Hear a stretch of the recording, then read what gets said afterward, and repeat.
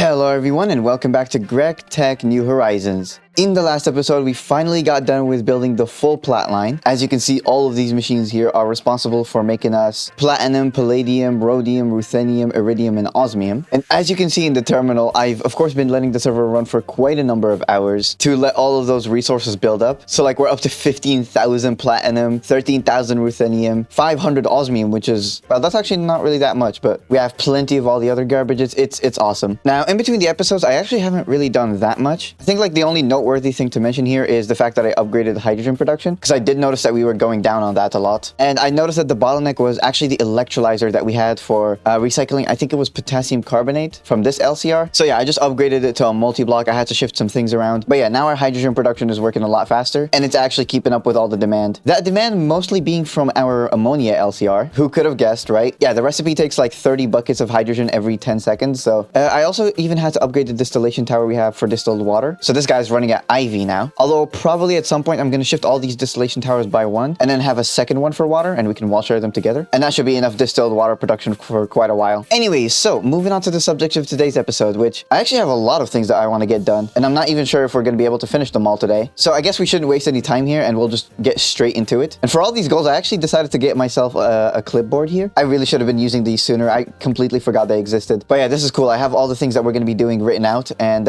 it's not in any particular order, so we can just do whatever we want here. I think we're going to start off with the easy stuff, which is upgrading carbon production. As I mentioned last time, we don't actually have a production of this, and we've actually been losing quite a bit of this. Of course, we use it a lot in the plat line. I was up to like 40,000 of this just a couple hours ago, which is kind of crazy. It went down insanely fast, but that's fine because I do have a plan on how to fix it. For that plan, we're just going to want one macerator multi, which I put on auto crafting, of course. And I also want an electrolyzer as well, which I also put on auto crafting. So let's see here. Yeah, I'll go ahead and prepare an area for all this stuff while it's crafting.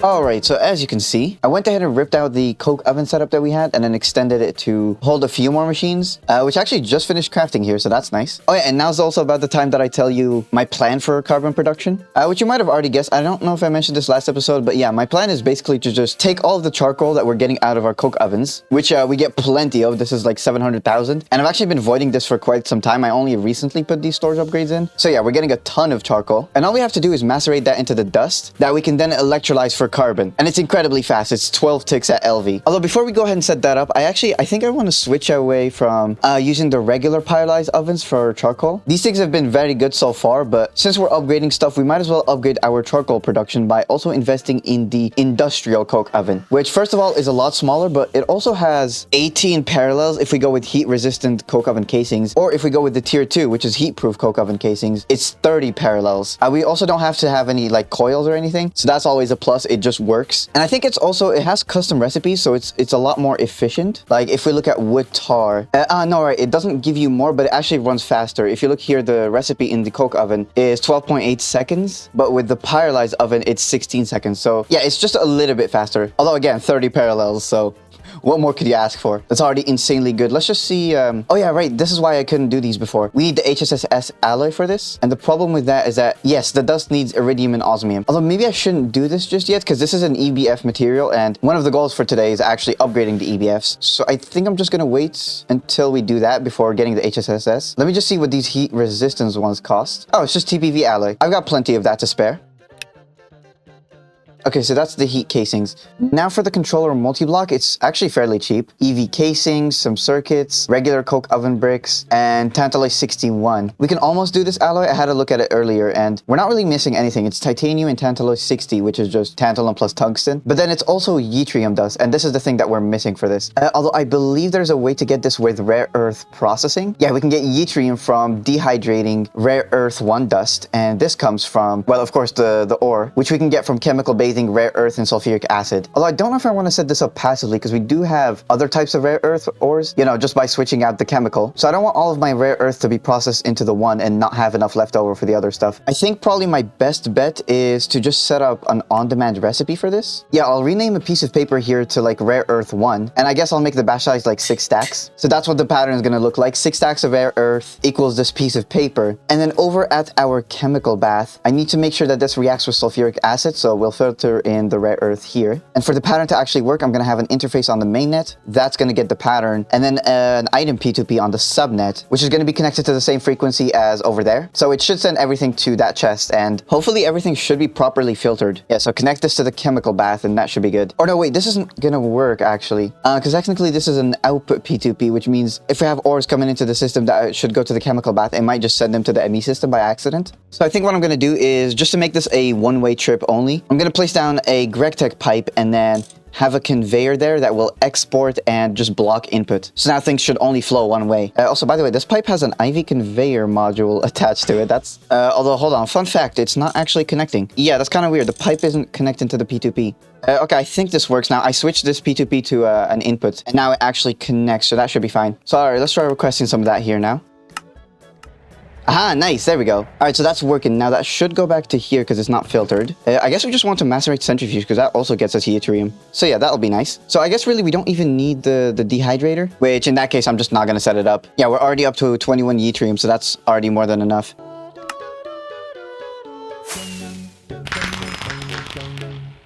Oh yeah, and for the casings in the multi-block, it just uses more of that Tantalloy 61. So I've got plenty here. So all right, then let me now go ahead and set all this up.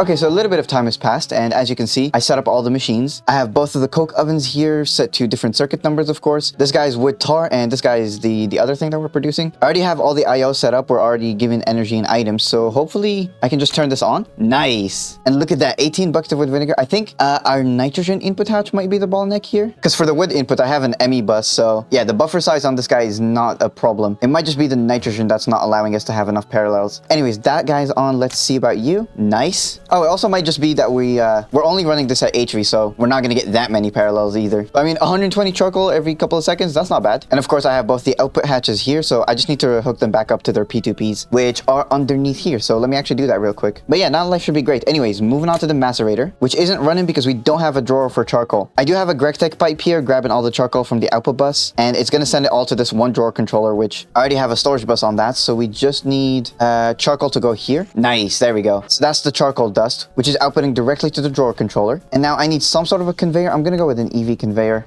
And that's going to pull the charcoal dust into the input bus of the electrolyzer. So cool, that should run. All right, nice. There's my carbon production. And it should already be outputting to the drawer controller. I definitely want to use up this drawer of charcoal here as well. And to move this charcoal into this drawer, I'm just going to use an IO port with a quick and dirty subnet here. Yep, there we go. That's going down pretty quick. Let's even add some acceleration cards here. Okay, now reverse the operation. All the charcoal should be going into this drawer. Yep. All right, there we go. I finished transferring all the garbage. And now that that's done, we can mark off carbon production as complete. So that's great. I think next up, I want to deal with, I guess, yeah, we can go ahead and upgrade our drills. So actually, in between the episodes, I've already been preparing all the garbage for that. First of all, I want to upgrade our ore drilling plants to the next tier, of course. But I also want to add another 3 of those so that we can have 5 in total. And so that's going to be a lot of resource generation. I do have all the rest of the garbage here. I just need to go and grab the other ore drilling plant that we already have. I think it's in the nether mining saltpeter. Oh, and matter of fact, it's already done. So yeah, I'll go pick that up in a moment. For now, though, we're going to take a look at this chest over here, which I think has all the garbage for us to craft 3 more tier 1 ore drilling plant controllers. So there we go. All right, that's gonna take a minute. All right, now I also need to grab the metrics transmitter cover from the first guy. And I guess, yeah, let me also grab the other miner.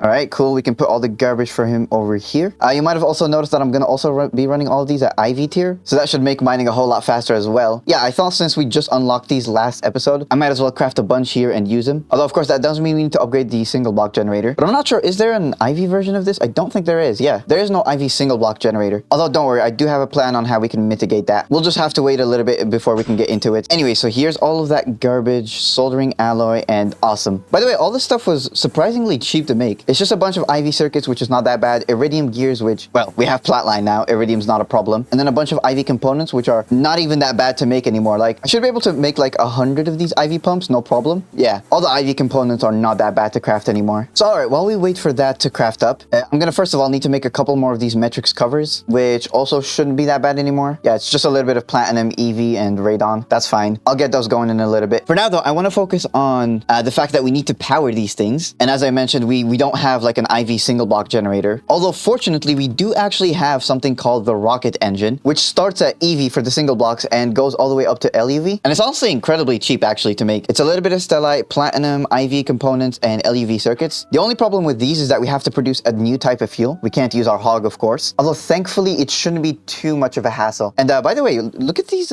fuel values. Oh my goodness. 12 million EU for a single bucket of this? That's actually pretty good. Although I guess, yeah, we can't make this type of fuel yet in these things that are way beyond us. What we can make though, and what I'm planning to do, is creating this dense hydrazine fuel mixture, which is incredibly simple to make. It's methanol and hydrazine. Methanol we already do have. Yeah, we actually have a full super tank and we've been voiding this for a while, so it's not really a problem, although I will upgrade the super tank to a Mark III.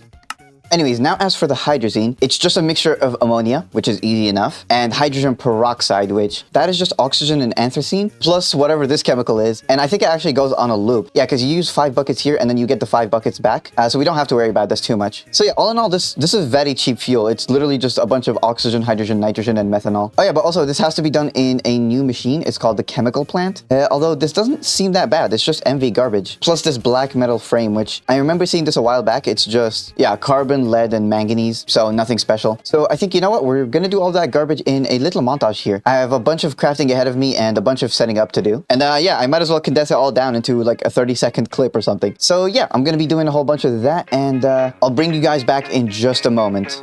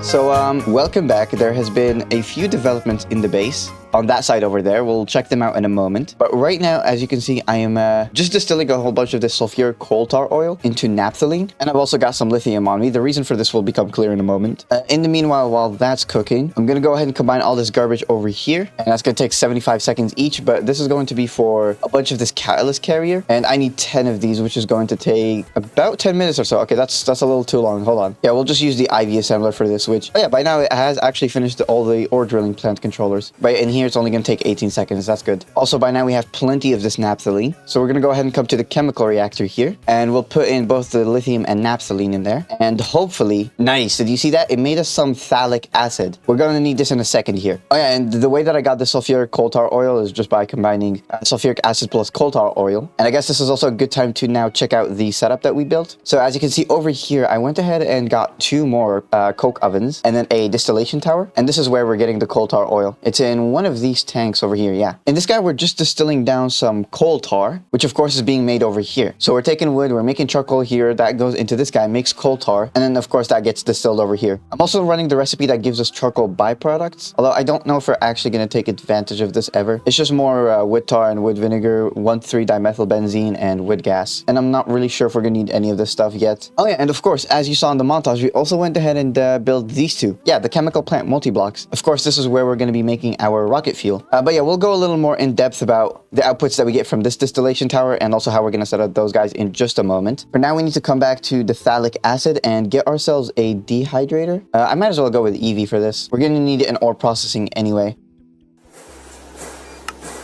Okay, so here's my dehydrator, and all of my catalyst carriers are done. So now all we have to do is combine these on circuit 8 with 5 vanadium dust and 5 palladium dusts. And just like that, we get orange metal catalyst. Now let me also plug in the dehydrator here temporarily. For that guy, we'll just give him all of the phthalic acid. And from that, we get ourselves the dust. So, okay, now I think we have everything we need. Yeah, I think we can just get started here. So let's go over the recipe for the rocket fuel one more time here. Yeah, as we mentioned earlier, we're going to go with dense hydrazine, which is a combination of methanol, we already have that, and hydrazine itself. And this is just ammonia, which we already have, and hydrogen peroxide, which is where our issues lie. We don't have a production of this. And the way to produce this is you supply anthracene, then a little bit of this fluid, which is fully recycled, and then you supply oxygen, which is easy enough. Now for anthracene, that's actually why we have the whole distillation setup. As you can see, anthracene is one of the outputs of coal tar, and so I already gave it a storage tank here. We're up to 10 buckets only. Although to be fair, it doesn't have to be blazingly fast. Remember, we're only using this rocket fuel to fuel the miners. Nothing in our base here is going to consume this. The consumption rate isn't going to be that fast, especially because again, this is 3 million EU per cell, and you get 10 buckets for every 50 millibuckets of this. A little bit less actually, like 40 millibuckets of this turns into 10 buckets of the hydrazine. Anyways, coming back to this 2-ethyl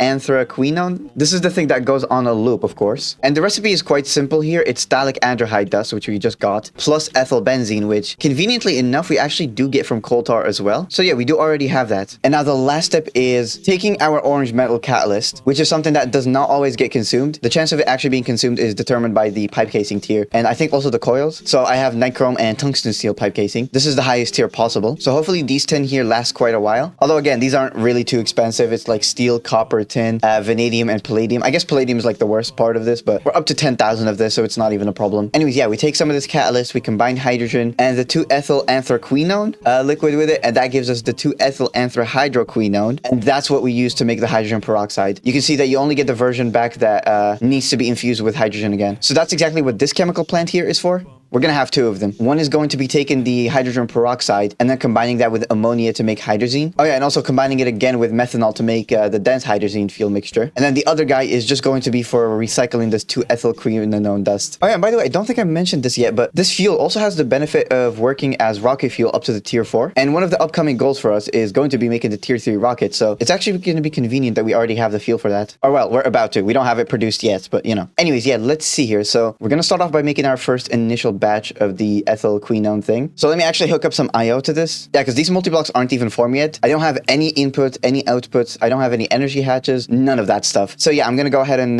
hook up all that IO real quick here.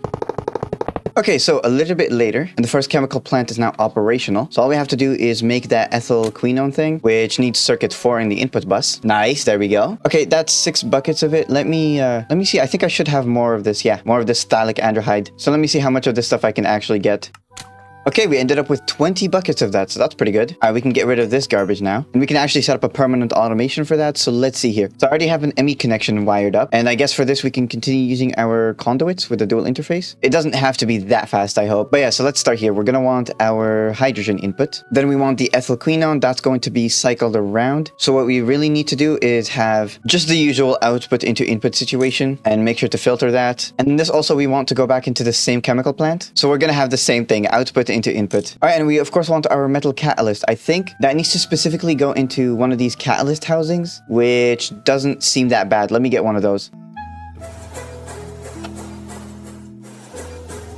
Okay, so there is that. That didn't take too long. We can put in the catalyst and yeah, I guess that works. All right, so now hopefully I should be producing this 2-ethyl hydroquinone. Now that just needs to be combined with oxygen and anthracene, so we can have a couple input hatches for those as well. All right, now we should have hydrogen peroxide, which I think actually, yeah, I'm already sending it into this output hatch and then back into the input for the next chemical plant. So I think for this guy, we just have to supply ammonia and methanol. And I'm also just realizing I don't actually have any ammonia available for the system to use. Yeah, that's technically on the subnet, so I'll have to probably just add an LCR for ammonia on the mainnet. I don't want to steal away from the plant line's ammonia supply. It's already struggling for that as is, so I'll just add one in the mainnet. We don't use it that often here, so it should be fine. Although yeah, let me not forget about the output-input situation that we're going to have for hydrazine itself, so that it can actually mix with methanol. And we're also going to want circuit 4 for the first chemical plant here, plus an input bus for circuit 21 and circuit 2 for the second guy. So now that should be good. I also did notice this guy didn't start up. What's up with that? All right, I didn't supply the initial batch of the ethyl quinone. Nice, there we go. It already started working, okay. And that is 26 seconds for each 4 buckets. That's kind of slow actually. And I can't really overclock this any further. The highest tier that we can go is HV because of the machine casings that you can see here. These guys are also HV, so we're kind of locked to that, but I think it's fine. Again, doesn't have to be that fast. But we should see this garbage in here. Nice. Anyways, let me get a quick LCR are here set up for ammonia. And yeah, I am very aware of the fact that I'm gonna have to eventually rebuild this entire thing. All these chemical processes with no conduits and stuff. I definitely need to do that soon, but it can wait, probably, maybe, possibly. Okay, cool. That should be done. And it's already cooking, actually. Nice. Yeah, it's getting us our hydrazine. Perfect. So that should already be going back into here. And now, hopefully, at some point... Oh, yeah, we want the fluid output space for the actual fuel mixture. Aha, there we go. Nice. Dense hydrazine fuel mixture. All right, perfect. All right, cool. We'll give this thing a decent tank. And I'm just going to put the storage bus right here. I don't think I need to really send that back to main fluid storage. It's going to be fine. Anyways, so all right, yeah, I think we're done now. That took a lot of time. Let's also grab the drilling plant controllers. And yeah, let me also right now craft up all those rocket engines. I'm not missing much. I already pre-crafted the LEV circuits because I know those were going to take a while. So I just need a couple of extra bits here. Oh yeah, there is a quest for this rocket engine. It's just that I'm missing the RP1 rocket fuel quest. Oh, which is actually over here in the space race tab. Yeah, there's a whole quest line for all of the different fuels that we can get. I didn't pick up a single one of these. Okay, it is telling me that I can hold 32 cells to skip all the quests, so hopefully I can do that. Oh yeah, nice. There we go. Although that does not give me the RP1 rocket fuel quest though. But it should be fine to do because I did look at the recipe earlier when I was, well, not earlier, a few days ago when I was looking at what type of rocket fuel to make. And I did notice that the kerosene that we get from coal tar can also be made into RP1, and then we just have to combine that with liquid oxygen. So I'm gonna really quickly here get enough for the quest, and then yeah, after that I'll bring you back. Alright, nice. So there is my rocket engine quests and stuff. I did all the garbage here, so we're good. So now we can mark off the drill upgrades as complete. And all that's left really is to get the dimensional transceivers that I need extra. I already put these on auto crafting, and all we're missing is the soul vials for Enderman and witches. So you know, I think what I'm going to do is take a moment here to fully automate spawners. Because also another goal we have for today is making more spawners for the EECs. There's a couple other mobs that I want to be farming here soon. So I should totally have spawners fully on auto craft. And it looks like, oh, we're missing zombie and Enderman soul vials. So yeah, I think we're just going to have 2 more powered spawners for these, which actually you might have noticed earlier, but I did set a little space for those here. 1 for Enderman, 1 for zombies, and 1 for witches, so that we can fully autocraft all the garbages. I already have the soul binder on autocraft, as you can see, and the slice and splice. But yeah, so let me grab all these soul vials here. Oh, here's a lightning enderman. This is actually one of the things that I want to be farming in the EECs. So yeah, I'll totally grab one of those. Okay, a little bit later, I did get all the vials that we're gonna need. Oh yeah, also for the soul binder, I need XP. Okay, in that case, I wonder if I can just request maybe like liquid XP here. I don't know if that's an actual fluid. We can double check on that. I'm gonna hook up a storage bus on the XP obelisk. And yeah, we do actually see it in the terminal. So I'm just gonna request that. Okay, nice. It's incredibly slow though, but that should be fine. Okay, remember how 5 seconds ago I said the XP extraction speed isn't too big of a deal? Well, shortly after I realized that it's just way too slow. So I actually went ahead and shifted the interface back a block, and we're using a bunch of conduits to do all of the IO. And of course, because we're using conduits, this should still be able to supply patterns. Anyways, now I think I should be able to, request the 2 spawners. I still actually need the broken versions to convert over, but I only have that one, huh? Yeah, this is the only spawner I have. I'm gonna have to go get more, probably in the nether. Yeah, as long as I can find a bunch of fortresses, getting spawners shouldn't be too big of a deal. Ouch. Hello?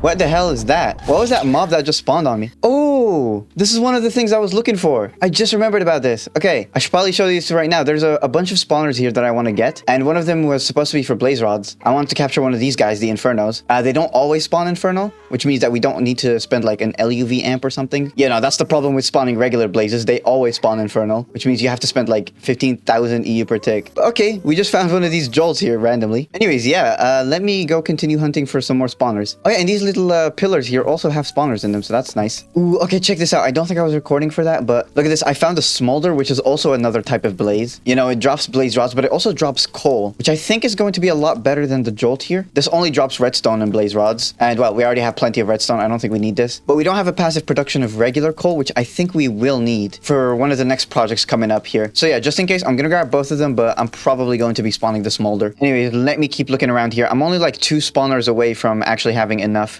Alright, so here we are back at the base, and from a bunch of different like quest rewards, we've been getting a bunch of spawn eggs. So that's why we have these witch and zombie spawn eggs. We can use these to make the spawners. I'm just missing Enderman, but I think I can buy that with coins. Or, you know, I could go back to the end, but it's fine. This is easy enough. So yeah, these 3 here should allow me to make, first of all, more spawners and also the dimensional transceivers for this guy. And then yeah, after that, we'll move on to making more EECs. Anyways, let me spawn in these guys. Anyways, you know, I think I'm gonna just cut here and wait for all these spawners to craft up. In the meanwhile, I'll just get all the garbage for the EECs and then we'll come back and set them up shortly. Yeah, because this is going to be a lot of waiting. So I'll see you guys in just a moment.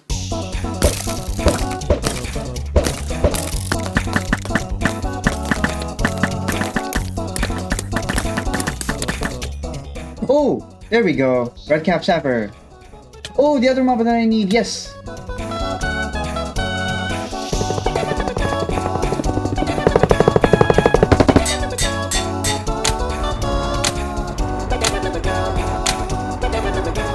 Okay, so as you just saw, I did go ahead and finish up all the mob farms here, and we've got every powered spawner that we're going to need here for auto crafting. So now if we want more powered spawners, this is really not a problem. And same thing for the dimensional transceivers, which I'm actually going to request right now. Yeah, let me get those cooking right now, which of course means that now we can check this goal off the list. But yeah, before we do anything, let me go through the setup here and the couple of changes that I actually made. So of course, we still have our gas tier and Stabaloy EECs here, but now we've also got the Twilight Wraith, which you just saw me grab in that little cutscene. I went to the Twilight Forest looking for some hollow hills, and that's usually where you find these guys. The next EEC over, this is for our Smolder, which you also saw me grab earlier. The next one is the Red Cap Sapper, again just in the Twilight Forest, and the last one is the Lightning Enderman, which we grabbed as one of the first mobs. So yeah, that's very nice. And once I added these, I realized that having a drawer network for all the outputs is actually kind of garbage. It's not really that great, so I actually went ahead and opted for using a bunch of these ME chests instead. Each of these has a partitioned 64K, and then I also have a bunch of storage monitors to, of course, show what we're getting from where. Although they do like to glitch out for some reason, and I have to come and reset them with a wrench. I don't know why the texture gets weird, but you know, it's not too big of a deal. Anyways, yeah, these look a lot cleaner. They're much more storage dense. You know, if I need more storage for, I don't know, gas tiers, I can just make this a 256K cell, or even I can make this an ME drive and then just copy the partitions over. So yeah, it's very scalable. I think it's even more TPS friendly, and life is great. And I put all of these ME chests on a little subnet here. Just has an ME controller and then some cable. And of course, we're grabbing all the outputs via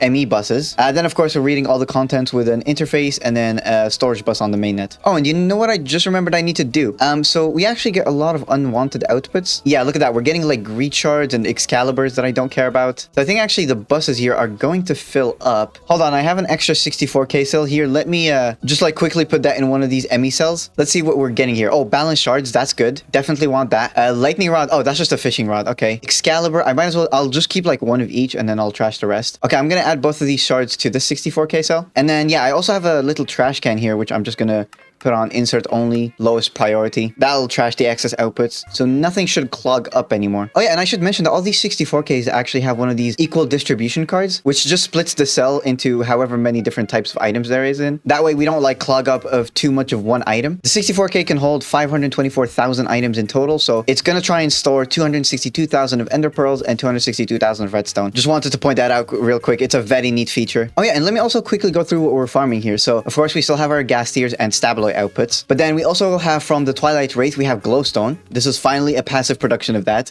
We use this a lot in ME patterns, I think, and also in nano wafers, so this is quite important. The next guy over here, the Smolder, is of course producing us blaze rods and coal, which is nice. And then the next guy, the Red Cap Sapper, this is actually producing us a lot of items. It's making us all of the Thaumcraft shards, some golden apples, flawless diamonds, and a bunch of piles of gallium. There's also other outputs, I just haven't gotten them, I guess. Yeah, we can get different types of diamonds here, some gold nuggets, coal, which I guess that's actually going into this cell here, and honestly, that's fine. But yeah, honestly, I was hoping to get a lot more diamonds than this. I'm actually getting really low on this stuff, and there's not really any great ways to get it. Even like mining individual veins, you just really don't get enough. So I don't know, I might have to start producing industrial diamonds from a bunch of coal. Not even sure if that's really viable, but yeah, I don't know. If there's any better ways to get this diamond stuff, then please tell me. But for now, I'm just gonna deal with the garbage production. Anyways, the last guy over here, the Lightning Enderman, of course, is giving us redstone and ender pearls. So that's great. We have a production of this finally. Redstone we've had for a while, but we get the redstone blocks, and it's kind of annoying to have to deblock those every time. So yeah, this is still nice to have. Oh yeah, and by the way, I've stopped level emitting these mob farms, so they're just going to be running constantly all the time. I really don't mind the extra power cost. It's not that much, actually. I checked, and our battery is still not even like using, like not even half of our power generation is being used up right now, even with all these running and the plat line and whatever other garbage we have. So yeah, this is fine. I'm just not level emitting them because I don't feel like setting up that many. It's very jank, and I already tried to like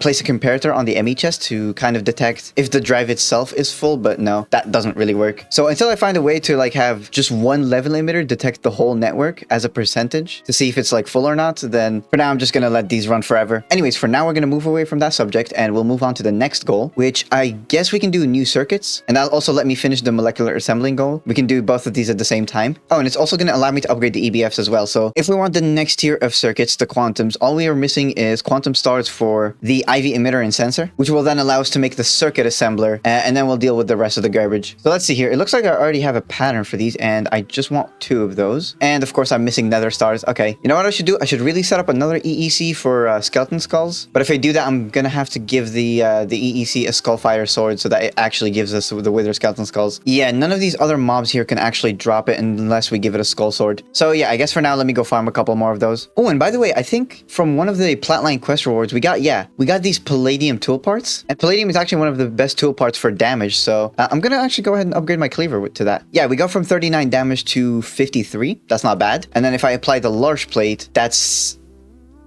certainly a number of damage. Anyways, yep, time to farm more withers. Okay, as a little side note, I went ahead and upgraded the spawner here. I gave it an octadic capacitor, and now it consumes 3000 RF, but that's fine because I have a capacitor bank that can handle exactly that. Then I gave it the EV combustion generator that we had. There should be plenty. I do need 2 connections on this, by the way. I don't know why. The GregTech to RF energy conversion is a little weird. You always need to connect multiple sides for some reason. Anyways, yeah, hopefully this should run a little faster and actually get me a decent amount of skulls. Yeah, that rate is a lot better. Also, why is it that when I take poison damage, I get knocked forward a couple blocks? I don't know why that is happening. Anyways, back to farming. Alright, so after a little bit, I ended up with 8 nether stars in total, and I already went ahead and converted them all to quantum stars. Yeah, it's just combining the nether stars with radon, so it's not that bad. So now we should be able to pick up the quest for that. And with that, now we can get our emitter and sensor, which that's just easy stuff from the Ivy Age. So yeah, let me get some materials together here. Actually, as a matter of fact, I'll just put these on AutoCraft. So in total, we're going to want 1 IV sensor, which is easy enough. This is just for the quest. And then we're also going to want 5 emitters at IV as well. Okay, the sensor's already done, but the emitter is going to take a while. So while I'm waiting, I'm just going to go ahead and prepare the rest of the materials for this. We need some IV components and LUV circuits. So yeah, let me get all that stuff going here.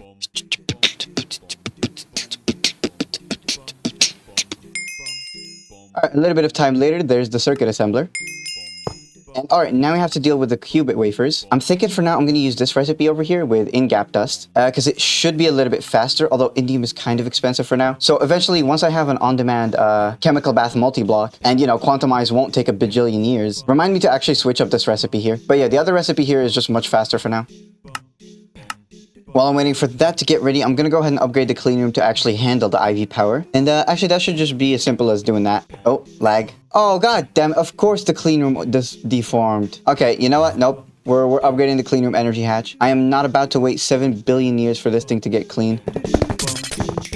Okay, that's, you know what, that's not that bad. That's only going to be 300 seconds to get fully efficient. So about 5 minutes instead of 20. Also, yep, I did hook up the IVP2P to our diode, so we can run IV machines in the clean room. I have a little battery buffer here in case, you know, something happens at the Lapatronic capacitor. This will always keep a buffer to give me time to actually fix what's going on. And that way the clean room should hopefully always stay clean. But yeah, anyways, let us get ourselves a little dual interface. And let me move in a couple of patterns here. And I think by now our qubits are done. Yep. Which means that now we can finally encode the quantum processors. This does need a new circuit board, which uses energetic alloy, but I don't really think that's going to be a problem. We can make like 10,000 of this easily, right? Yeah, it uses fine platinum wire, which is fine. And it also uses the qubit plus the nanos, which actually is kind of garbage. That's effectively doubling our crafting time for these. I might go ahead and overclock the chemical reactor to LUV. We can totally do that by now. Anyways, moving on to the cheaper IV circuits, which are more of the same cost. Now comes the cheaper LUVs, which it needs NOR chips. I think we already have that though. Yeah, we have NOR memory chips. And with these now, we can also get the ZPM circuits, which if I remember correctly, we're actually gonna need a lot of those. So actually, yeah, I'm gonna request one of each right now. And awesome, it's already working. Nice. By the way, we already have these boards on AutoCraft because if I remember correctly, it's used in the Lapatronic energy orbs. So we've had these actually for a while now.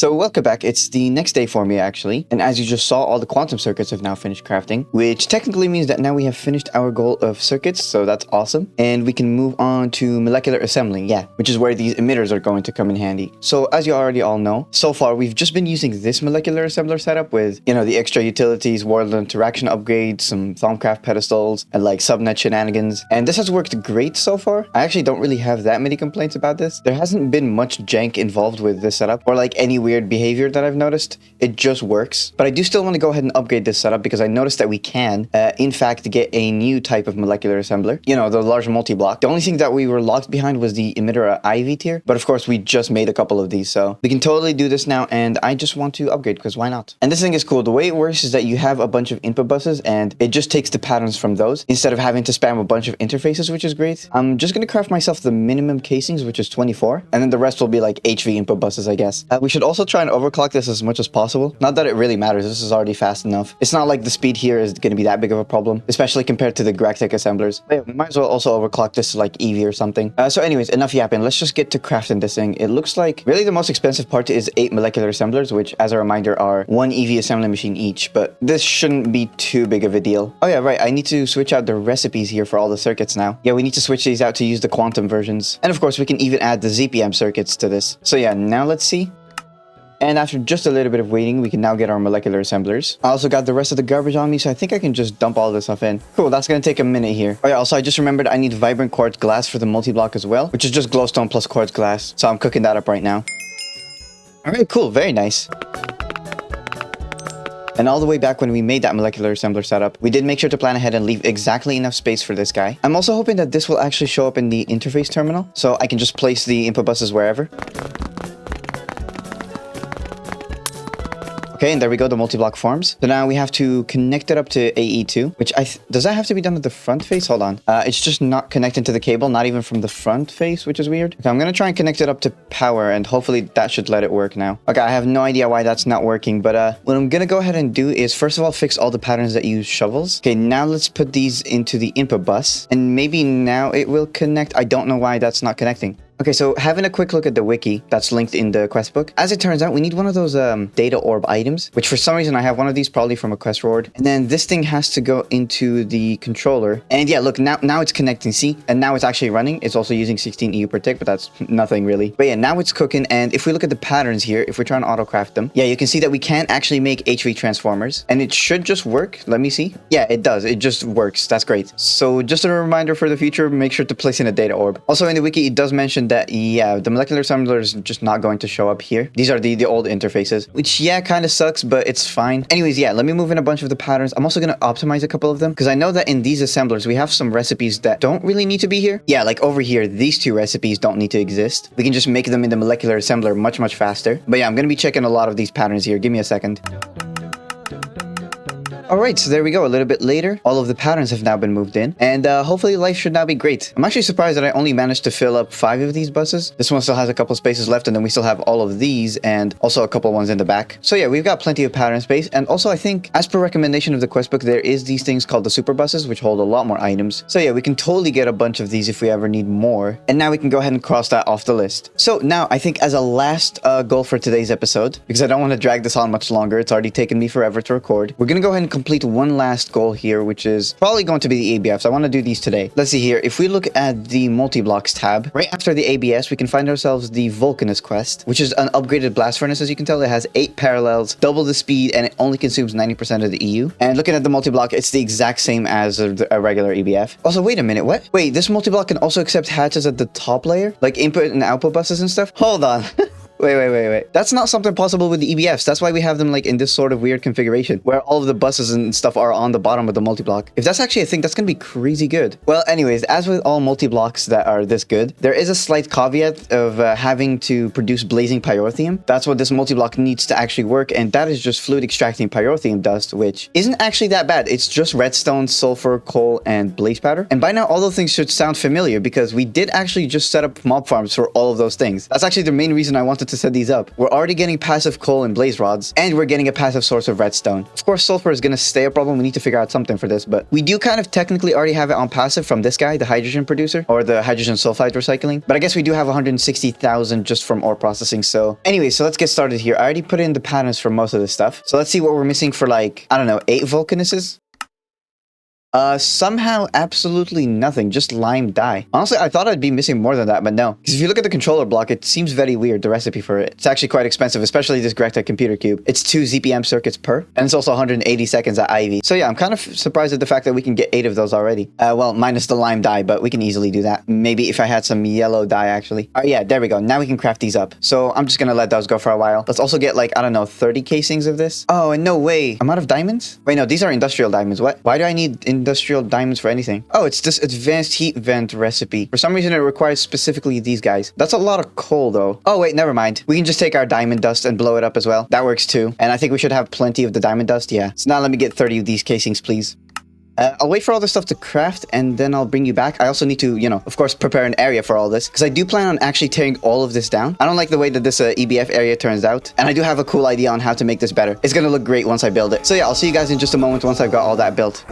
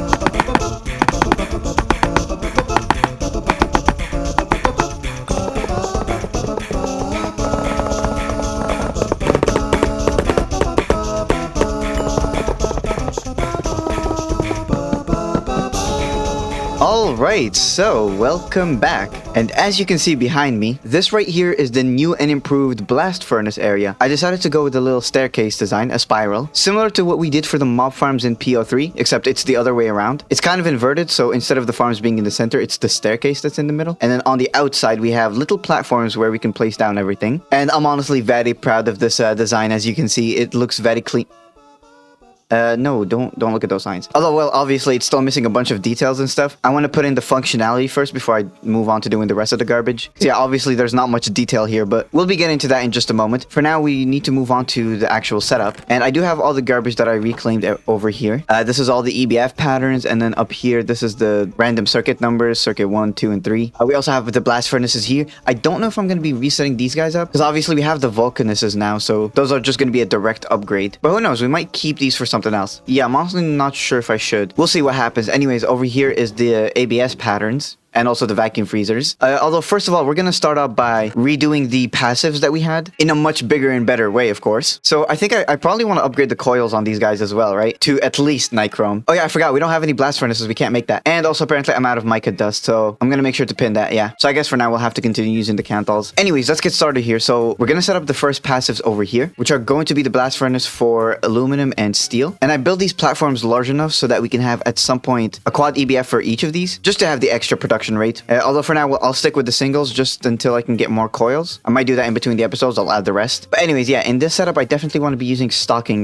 buses. And I'm thinking each of these layers can be on its own subnet. I'm thinking to use red for these subnets because these are blasting furnaces. There's going to be a lot of heat involved. And red just makes the most sense here, right? Now, of course, even though we're going with the subnet for this, we still need a mainnet connection, which thankfully I left out space in the middle here. Yeah, I kind of had a last minute idea on like having this middle pillar be where we get our ME connection from. And I think it's cool. And we can just have a central dense cable here that we can grab from. I think also it's going to be easier to do all the IO if I have the multi-blocks flipped upside down.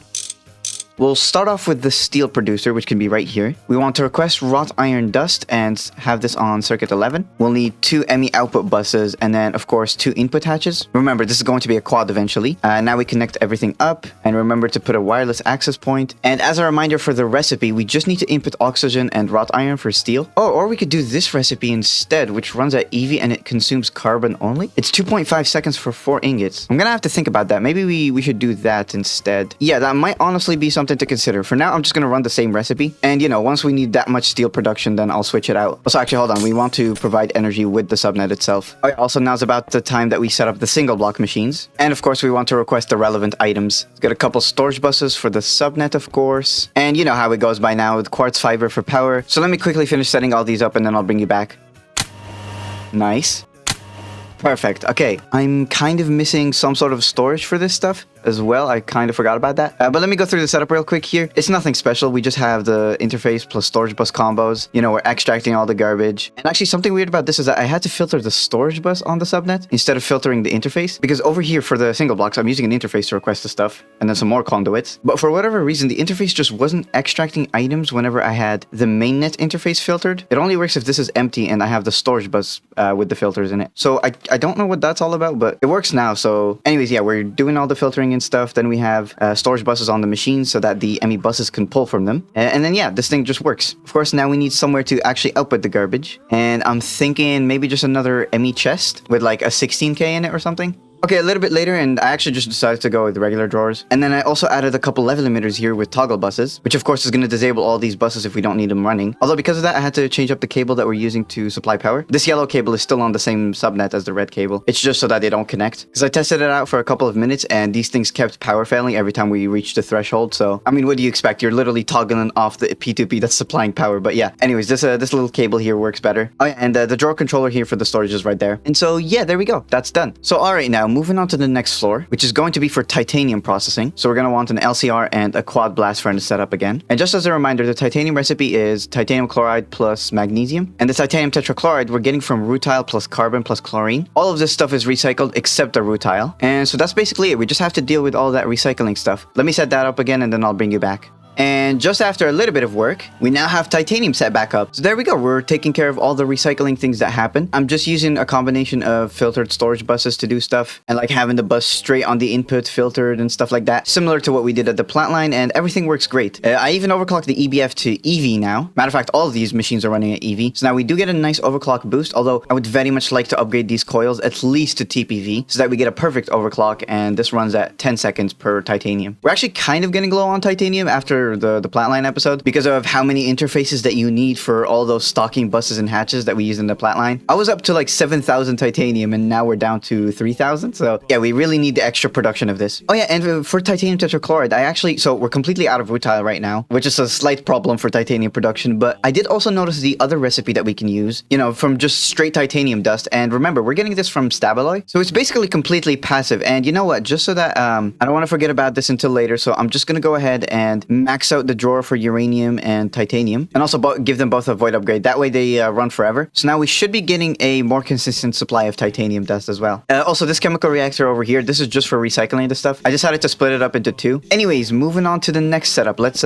move on to the next floor, of course. And as you probably guessed, this is going to be where we set up tungsten and scheelite processing, which again, I'm thinking to split up the LCRs instead of doing everything on one. It should hopefully make my life a little bit easier. So anyways, again, let me set these off camera real quick, and then I'll bring you back. All right, and after some slight headaches and way too much time, there we go. Tungsten is set back up again. Although it's not on right now because I don't have any tungstate or scheelite to process. As I mentioned also, I did separate them out, so scheelite is its own thing now, as well as tungstate. So now we don't need that level emitter setup that we used to have, where it's like if I have less than 16 tungstates, supply some hydrochloric from the main network. If not, it continues looping. We don't have none of that jankiness here. It's all great and it all works. Although I did actually realize that from scheelite, we do recycle the chlorine fully. If you electrolyze all that calcium chloride that you get as an excess, you can actually get all the chlorine back plus some calcium, which I'm just storing in a drawer. But yeah, so that should be cool. I really need to also replace these coils. I don't have enough of the cathanol ones to fill this out, and I don't even have enough nichrome cooked up to replace these ones. So for now, it is copper nickel, but that will change. This should all be done now. This is every single passive blast furnace that we used to have. I think the only thing that I have to deal with now is the vacuum freezers, because I did notice that, yeah, we're not taking any of the hot titanium out from this EBF. EBF, so I did actually go ahead and filter that into the storage bus, and hopefully I will just be able to place down that vacuum freezer. I'm thinking to put the ABS on this side and then the vacuum freezer on this side. So actually, yeah, let's quickly do that before we move on to anything else. Yeah, all right, a little platform like this works fine. And okay, there we go. These guys are now back online. So cool, now we're getting more titanium. I did actually have to make a slight modification for this to work. The interface that's requesting the items has two storage buses on it. One, of course, set to extract only for the subnet to use. And then the other one is set to insert only, and it's filtered to the hot titanium. Now that does mean that all the hot titanium is not going to be stored in this drawer, which kind of sucks. Okay, so after some slight modifications, I realized that I can just, directly plug in the storage bus to the mainnet for the titanium drawer. And then I did separate out the interface and storage bus combo. So now we have, this interface is just for requesting stuff, and then this guy is the storage bus that's sending the hot titanium back to the network. So yeah, that was actually a very simple fix. All right, now enough about that. I've been spending way too much time on this, and I just want to move on to the next thing. Let me clean up my inventory here real quick, and we can actually get to setting up the vulcanize.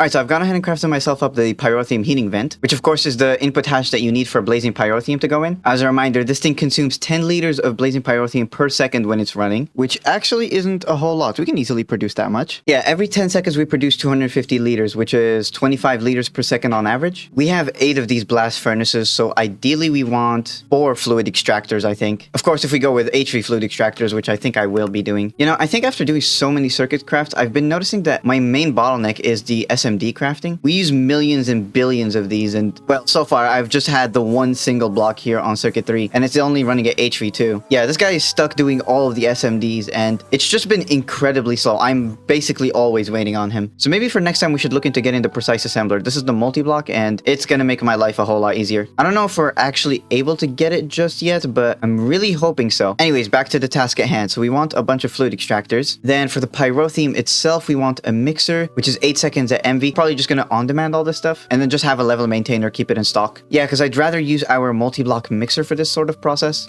So alright, let me add in a pattern here. So alright, hopefully it's gonna start crafting it up any moment now. Oh, actually, no, it's not. We're missing a recipe for blaze powder. Yeah, we have blaze rods on passive, so this is not really a problem. Alright, nice. The craft is started for some pyrotheum. Good. Yep, that guy's cooking. And now to set up these fluid extractors, I think I remember seeing a space somewhere over here. Yeah, we should be able to fit it in here. We don't really need that much space.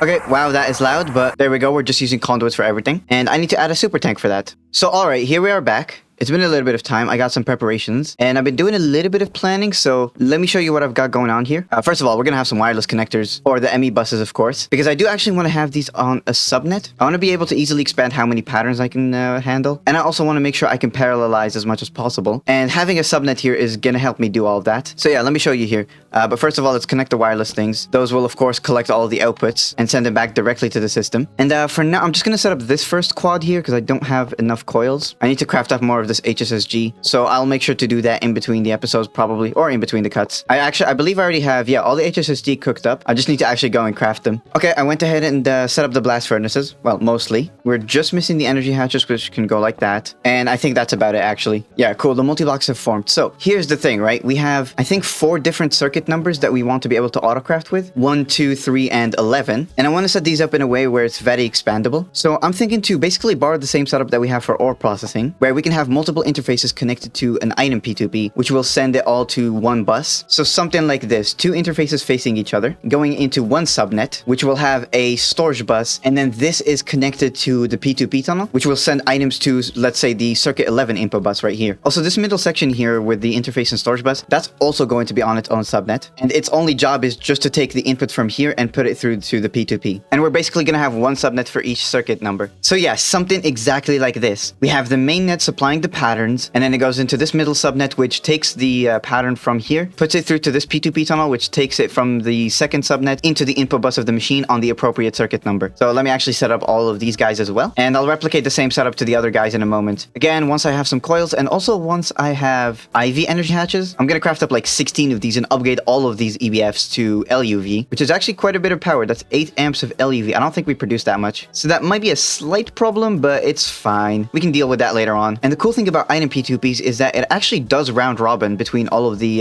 inventories, although it only round robins as long as we input enough items at a time. So as long as our patterns are like requesting 4 steel ingots, for example, at a time, it should put 2 pieces of iron here and 2 pieces of iron there. Although that should be good. I've been always multiplying the patterns at least once or twice. So for 2 blast furnaces, that shouldn't be a problem. Although as we add more and more on the higher levels and higher floors, I'm gonna have to think of a better way to do that. But you know, for now this works. Anyways, before I forget, let me give power to all of these subnets with a little quartz fiber like so. I need to also request all the fluids that we're gonna need. Oxygen, hydrogen, nitrogen, and blazing pyrotheum. We can then start exporting all of that, of course. Okay, a little bit later, I've gone ahead and given everything power. I also linked the item P2P frequencies. So I think now we can go ahead and give this thing a little test run. Let's go with neodymium, actually. I'm trying to craft up those IV energy hatches, and that's the only thing I'm missing right now. We'll go ahead and multiply the patterns even more now, and hopefully this should start working.